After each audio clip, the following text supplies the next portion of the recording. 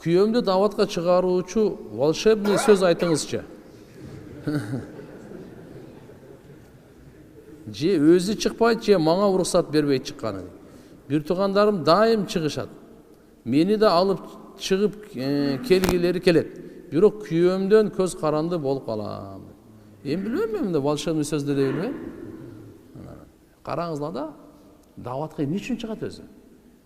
Эмне үчүн? Динди үйрөнүш үчүн. Эмне үчүн чыгат экен? Такыбалыкты үйрөнүш үчүн чыгат. Куран менен достошуш үчүн, Алла менен байланыш үчүн, кулк мүнөз үйрөнүп, мусулмандарга пайда жеткиргенди үйрөнүш үчүн чыгат. Динди өзүбүз үйрөнөйлү. И одновременно башкаларга дагы гам жеп, аларды намазга тартайлы. Оңолуу үчүн чыгат, үйрөнүү үчүн чыгат. Башкаларга жарыя кылып эскертүү үчүн. Кыямат бар деп. Айыл кыдырыңыздагы дават кылып, ар бир үйгө такылдатып чыгыңыз. Баарыбызга Алла жашоо берип атат. Бир гана Алла сыйынганга ылайыктуу. Келиңиз мечитке чогуу ибадат кылайлы, чогуу дуа кылайлы, чогуу шүгүр кылайлы, чогуу ахиретке даярданайлы.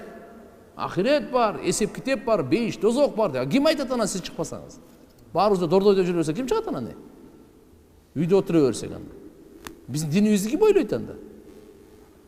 Ошон үчүн иншалла бул өтө керемет.